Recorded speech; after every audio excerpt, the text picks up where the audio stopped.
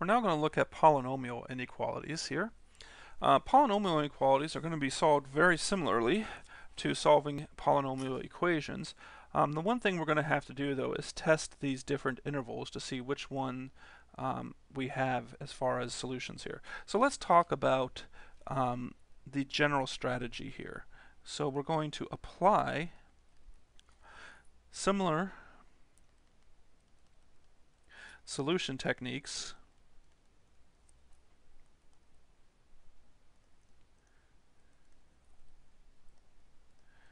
as if the inequality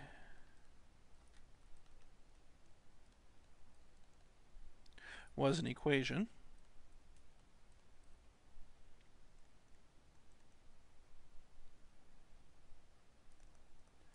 Then we're going to use a number line to plot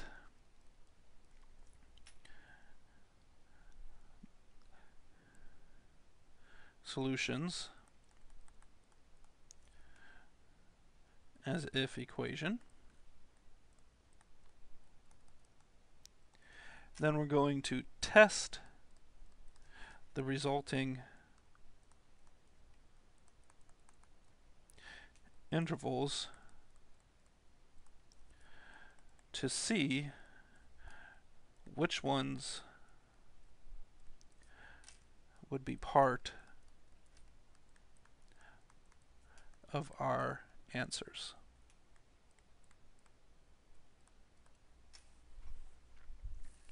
Okay, so let's look at an example here. We're going to look at a couple examples.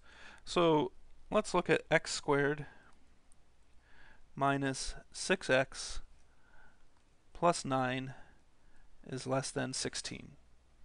So this is a polynomial, and of course it's because we have a quadratic here. Now we're going to initially approach this as if we're solving a quadratic equation, even though this is an inequality.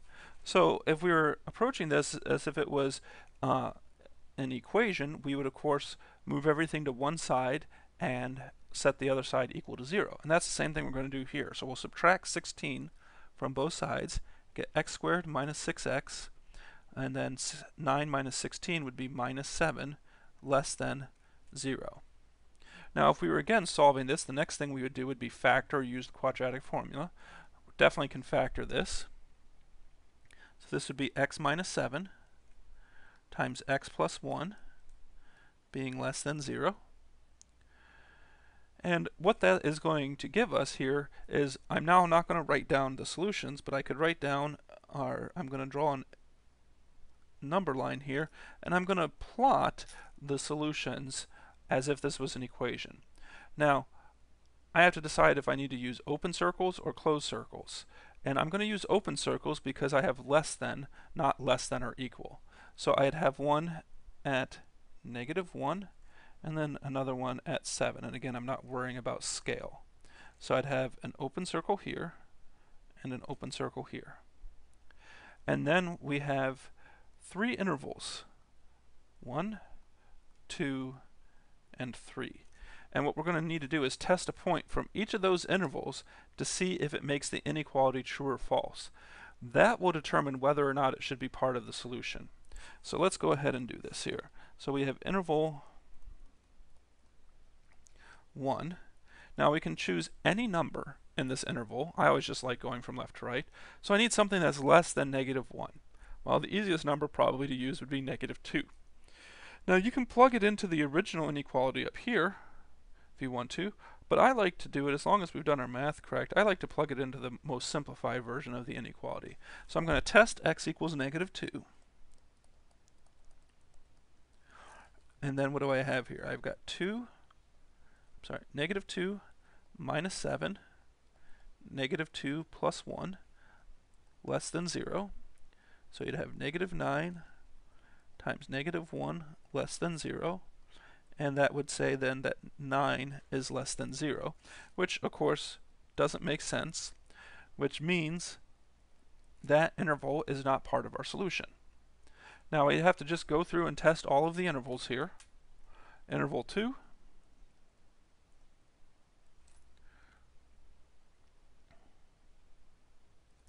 Well, the second interval here, we would choose any number between -1 and 7. Now, if there's the option to, I often like picking 0 because that's an easy number to check here. So we'll go ahead and do that. So we have test x equals 0. And if I test x equals 0, I'd have -7 times 1 being less than 0, -7 less than 0. Well, pretty quickly we can see that that's absolutely true.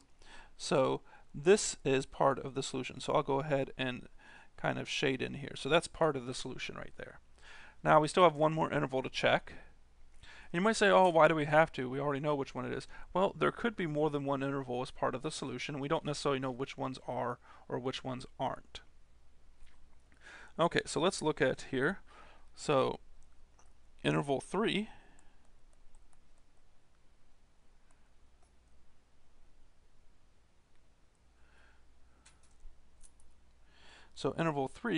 need a test number, so something bigger than 7, so I would probably just do x equals 8. And so you'd have 8 minus 7 times 8 plus 1 being less than 0, which would be 1 times 9 being less than 0, and 9 less than 0, which of course we know is false, and so this is not part of the interval. So we have a graph here of our solution, but then we can also write this in inequality form. So the inequality form, this would be -1 less than x less than 7, or if we wanted to write it in interval notation, this would be from -1 to 7. Okay, so let's look at another one here. And the one we're going to look at here is why you can't just assume that once you found an interval, that's your solution. Here, this will give you an example of that. Okay, so let's look at here x cubed plus 2x squared minus 4x being less than 8.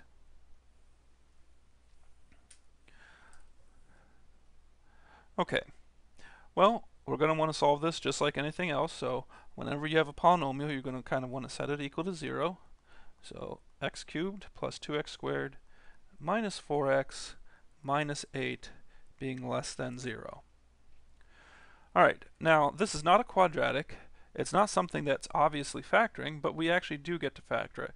And it's a technique that we should be familiar with, and it's called factor by grouping. So typically a way to start this is to group your first two terms together. So we have x cubed plus 2x squared, and then group your second two terms together, plus -4x minus 8 less than 0. Okay, then factoring by grouping here, we say what can we factor out of this first group? And of course we can factor out an x squared, and we'd be left with x plus 2. And then if we look at the second one, you can factor out a -4, and you'd be left with x plus 2. And this is less than 0. So then factoring it to finish here, we'd have x squared minus 4 times x plus 2 is less than 0. Now I want to factor this all the way because x squared minus 4 does factor as well. So that factors as x minus 2 times x plus 2, and then we still have x plus 2, and this is less than 0. So I'll go ahead and write it in a slightly condensed form as x minus 2 times x plus 2 quantity squared being less than 0. Now, it proceeds the same as we did in the previous one, where we're going to draw my number line.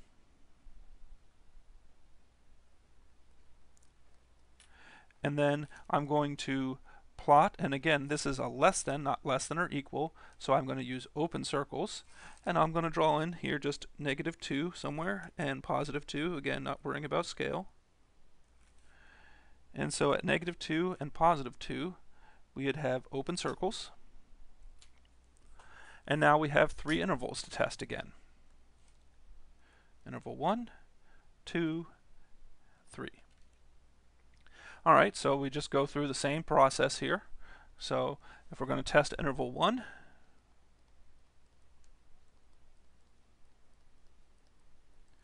Well, a good number I would think would be x equals negative 3. Again, you can test any number that's less than negative 2, but why pick something that's going to be challenging? And so you'd have negative 3 minus 2 times negative 3 plus 2 squared being less than 0. So negative 3 minus 2 is negative 5 times negative 3 plus 2 is negative 1 quantity squared. And so this would be negative 5 being less than 0, which of course that is true. And so that's part of my solution. So I'm going to shade this in right here. So that's part of my solution. Now, I need to test several more intervals. And some of you might say, well, it's not going to be interval 2, and you also have interval 3. Some people might guess that. Again, you can't really do that with this. You just have to test all the intervals. You can't just say, oh, it's obviously going to be this one. So let's test interval 2. Maybe here, my pen isn't wanting to write here. Test interval. Just a second here. Let me erase this and see if I can just get the pen working better. There we go. Test interval 2. And again, I can use 0 because that's a convenient number in there. And so you'd have negative 2 times 2 squared being less than 0, which multiplying that out, you get negative 8 is less than 0. But that is also true. So that means I also get this interval right in here. Now, what would I get for interval 3? Well, test interval 3. And we'd pick a number, and I would probably pick x equals 3. And so you would have 3 minus 2 times 3 plus 2, quantity squared, is less than 0, which would be 1 times 5 squared, less than 0, which is 25, being less than 0, and that one is clearly not true, and so interval 3 is not part of the solution. So again, we have a nice graph of it. Now this one actually would be difficult to get as inequalities here, so we won't write the inequalities, but we could easily write the interval notation of this. So this would be negative infinity to negative 2 unioned with negative 2 to 2. Alright, now before I wrap this video up, I want to show how the inequalities can make a big difference. So I'm not going to redo this entire problem here, but what we're going to do here is get to the simplified form that we had, x minus 2, x plus 2 quantities squared, and we're going to do, instead of just less than or equal. So that's the only thing we're going to change here. So the intervals we tested aren't going to change. So all of those tests we've done are going to stay the same, but our answer will be different. That's not the best straight line in the world, but it'll be good enough for what I'm trying to explain here. Negative 2 and 2, and of course we have our 3 intervals, 1, 2, 3. But the difference now is because I'm less than or equal, I don't put an open circle here. I put a solid dot on these points. And then I would still get that this interval is correct. I'd still get that interval 2 is correct. And I'd get that interval 3 doesn't work.